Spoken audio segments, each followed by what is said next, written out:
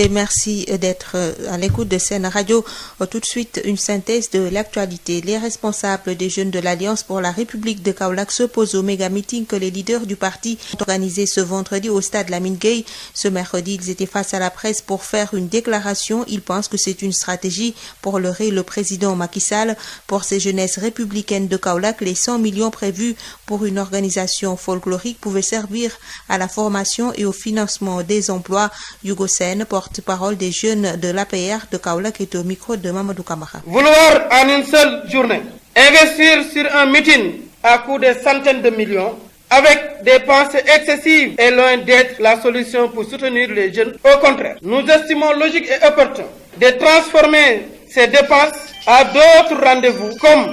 lors desquels seront débattus sur la lancinante question relative à l'emploi des jeunes. Au lieu de s'adonner à cette démonstration de solidarité à son Excellence le Président Macky Sall,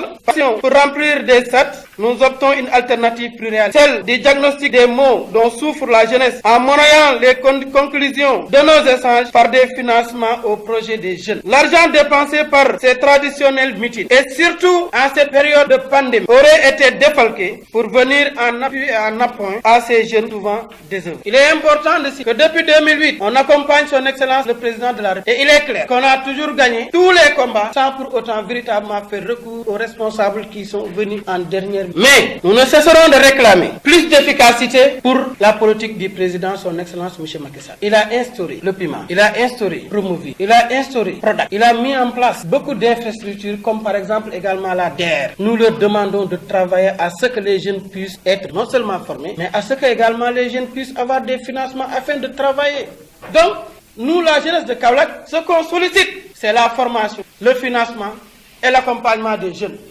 Nous ne sommes pas d'avis à dépenser des centaines de millions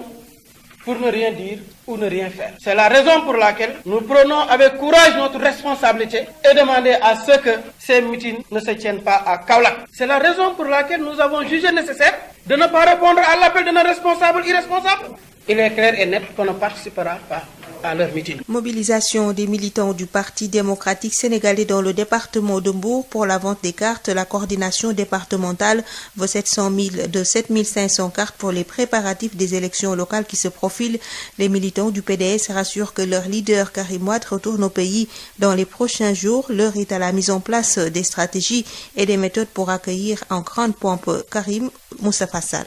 C'est le rappel des troupes au sein du PDS de Mbour. L'heure est à la mobilisation et pour le placement des cartes. La coordination départementale réclame plus de 7 500 cartes pour réussir le pari. Mamadou Diouf est le coordonnateur départemental. Depuis presque 6 mois, notre parti a lancé une opération nationale de placement, de vente de cartes et renouvellement du parti. C'est dans ce contexte que la fédération départementale de Mbour a reçu la délégation nationale. En recevant la délégation nationale, nous avons écouté les militantes et les militants du parti qui ont fait le déplacement, qui ont rempli la salle tôt le matin, ont écouté la méthodologie qui a été dessinée. Au retour, ils vont appliquer les règles qui ont été édictées pour que chaque village ou bien chaque quartier puisse être inondé de cartes du parti, cartes qui nous permettront de monter des secteurs, cartes qui nous permettront de monter des fédérations, cartes qui nous permettront aussi d'avoir un parti stable, organisé, pour pouvoir compétir contre les autres aux élections législatives, aux élections locales et à la présidentielle à laquelle notre candidat sera effectivement élu président de la République, Karim Meïssa Wade, en 2024. Les cartes que nous allons commander, on va s'appuyer sur les résultats des dernières élections législatives de 2017 où le parti a eu à peu près 15 000 voix dans le département et nous allons demander la moitié de ces cartes pour démarrer. Les militants du Parti démocratique balisent le terrain pour la venue de Karim Meïssa Wade avant les prochaines joutes électorales. Bon, Karim Meïssa Wade sera là bientôt, mais on ne vous donnera pas une date parce que son retour dépendra de ce que nous sommes en train de faire. Le parti a des instances et se réunit régulièrement et dans ces instances, nous verrons, nous, notre leader, à quel moment il doit revenir pour que son retour coïncide avec notre organisation interne et ce que nous voulons faire en termes de mobilisation, en termes de stratégie et en termes d'attaque pour pouvoir effectivement remporter les élections qui sont devant nous. Une délégation nationale du Parti démocratique sénégalais était à Mbour pour assister à l'Assemblée générale des militants. L'objectif est de relancer les activités du parti dans le département. Moustapha Sall, Mbour, Sud FM.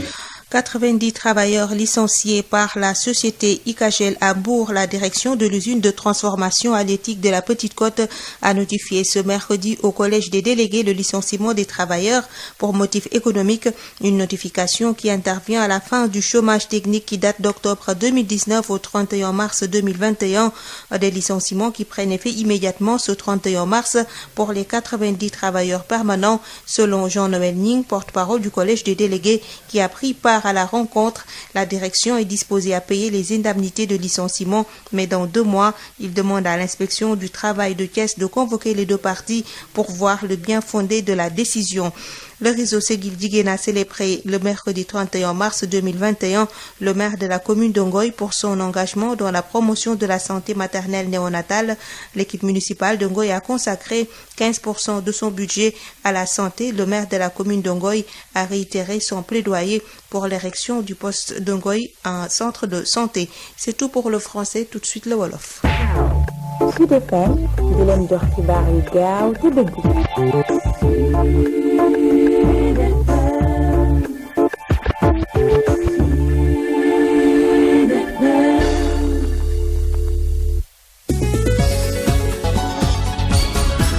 Marie-Rosalie Ndiaye. ci diwaanu Kaolack ndaw yi fare ci APR ñoom ne ñu ànduñu ak meeting bu mag a mag bi nga xam ne leaderu parti bi bëgg nañ ko tëgg àjjuma te stade Lamine Gueye tey ci seen ndaje ak taskatu xibaar yi dañu jàpp ne lu ni mel dañu koy waaja rek ngir nax ki nga xam ne moo di njiitu réew mi Macky Sall. ñoom ndaw APR yi nekk ci Kaolack nee ñu nag téeméeri millions yi nga xam ne bëgg nañ ko dugal ci nañuy organiser boobee meeting ab yàq la ndax mën nañ ko jagleel ndaw yi nga xam ne ci jamono ji bëgg nañu xëy te amuñu lu ni mel. ñu teewlu kàddu yu Pape Sarr mooy porte-parole ndaw yi fare ci APR ca diwaanu Kaolack ak Mamadou Camara. mooy suñu responsable yi nga xam ne ñoo nekk Kaolack. ñu yaakaaroon ne ñoom dañuy daw ñëw indil ñu financement pour jeunes yi indil ñu emploi. ñoom ndaxate seen xel newul si loolu ndaxate ñoom seen xel ma nga nekk si dem stade Lamine Gueye pour yàq xaalis boo xam ne Kaolack waaye soxla nañ ñun ndaw APR yi ñu ne loolu duñ ko nangu te duñ ko seetaan parce que loolu dafay mel ne dañuy saagu population Kaolack te population Kaolack yayoo wuñ loolu ndax responsable li ñu doon responsable ñun ñoo leen gën a jege askan wi ndax ñun ñooy saafonteeg askan wi ñun ñooy jëflanteeg askan wi ñun ñooy jël askan wi di leen dugal si biir kaas di leen yóbbu si rassemblement yi kon ñun ñi nga xam ne xam nañ jafe-jafe askan wi ak jamono nu mu toll ñu ne leen ñun loolu ngeen woote muy mitin ñun ndawu APR am nañ beneen xel ak beneen xalaat bu bokkut ak mitin bi ngeen di woote ñun suñu xel ak suñu xalaat mooy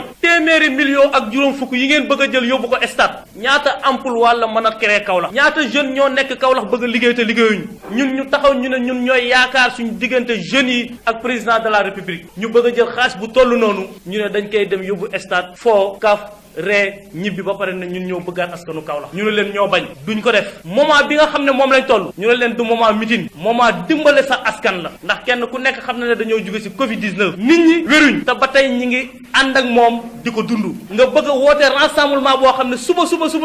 feebar bi mën nga xaa wokk yokku ba pare nga ne yow yaa nekk ñi nga xam ne yow yaa war a xeexal sa askan pour feebar bi daw tey lañ gën a sant Macky Sall ci liggéey bi nga xam ne mi ngi koy liggéey waaye tey lañ gën a mën a wax ak Macky Sall ne ko defal attention ci responsable yi nga xam ne nekk nañ Kaolack te di la sëlëm naxe bi dafa doy te sooy toppandoo baa ngay roy da ngay roy lu baax doone ñëw mitin nañ rek tey man damaa war a mitin loolu sooy roy da ngay roy lu baax te jàpp nañ ne mitin newul solution bi mooy dañ leen di xaar ci li leen président woo mooy emploi des jeunes xaalis boobu ñuy bëgg a yóbbu stade dañ ne leen ne nañ jël xaalis bi jox ndawu Kaolack yi ñu mën see seen bopp. diwaanu Mbour militant yi fare ci parti démocratique sénégalais ci jamono ji nag ñu ngi amal ab mobilisation li ko waral moo di bëgg jaay seeni ay carte de membre nee ñu bëgg nañu jaay lu toll ci juróom-ñaari junni ak juróomi téeméeri carte ngir waajal élection yi nga xam ne moom la ñu dëgmal ñoom nag nee ñu ngi waajal ci jamono ji ñibbisi ki nga xam ne mooy seen leader di Karim Wade Moustapha Sall. jamonoy dajaloo ak woote fi ñu toll nii moom la ñu nemmeeku ci parti démocratique ci waa PDS fii ci Mbour ñoom daal nee ñu fi ñu toll nii li ñu bëgg mooy jublu ci li nga xamante ne mooy jaayum carte mi coordination bi nga xamante ne moo nekk fii ci département bi nee ñu bëgg nañ juróom-ñaari junni ak juróomi téeméer ci pàcc bu njëkk bi ci ay carte ngir jaay ko militant yi Mamadou Diouf moom mooy coordonnateur départemental PDS fii ci Mbour. Le département de Mbour aux dernières élections de 2017 ba nga xam ne j'ai dirigé la liste départementale au nom de notre coalition ci département Mbour am nañ à peu près plus de 15 000 voix yoo xam ne votel nañu bu ñu laajee la moitié de 15 000 voix en termes de carte ñu jaay ko bu jeexee keneen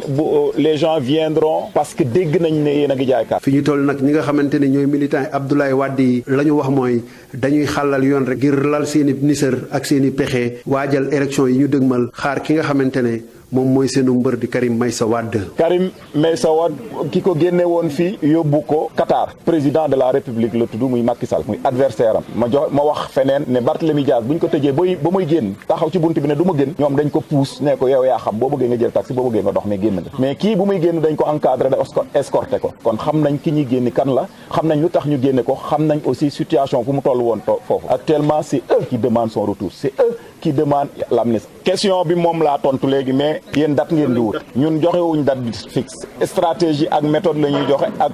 programme boo xam ne buñ ko toppee foofu lay ñëwee ci contexte defaraat parti boobu ak contexte élection législative ak contexte élection locale ci loolu la parti bi di xool ñun suñu candidat ban heure moo ñu gënal ñun pour mu fekk si ñu doole si parce que foofu mu nekk mi ngi ak ñun di jokkoo ak ñun chaque jour mi ngi ak ñun di yónnee ay moyens chaque jour mi ngi ànd ak ñun di joxanteeg loxo chaque jour cela veut dire qu'il est dans le parti au quotidien. fii ci Mbour ab délégation bu nga xamante ni moo bàyyeekoo Dakar moo fi jaaroon ngir fekkee assemblée générale bi ñi nga xamante ne ñooy militants yi nekk fii ci Mbour doon amal la ñu wax ne nag moom lañ jublu tey jii ci seen ndaje mu yaa mi nga xamante ni moom la ñu amaloon di assemblée générale mooy mandargaal ni dooraat nañ seen i yënga ak seen i yëngal ci parti démocratique Sénégal fii ci diwaanu Mbour Moustapha Sall fii ci Mbour ngir Sud FM. ci diwaanu Mbour la ñuy desandi ak juróom-ñeent fukki liggéeykat yi nga xam ne ñoom dañoo dakk seen contrat ka ko jëfee di këru liggéeykaay ba ñu ne woon di ICAGEL la ko waral nag nee ñu lu ñu duppee motif économique maanaam jafe-jafe ci wàllu koom ba tax Jean Noël Gningue nekk porte-parole collège liggéeykat yi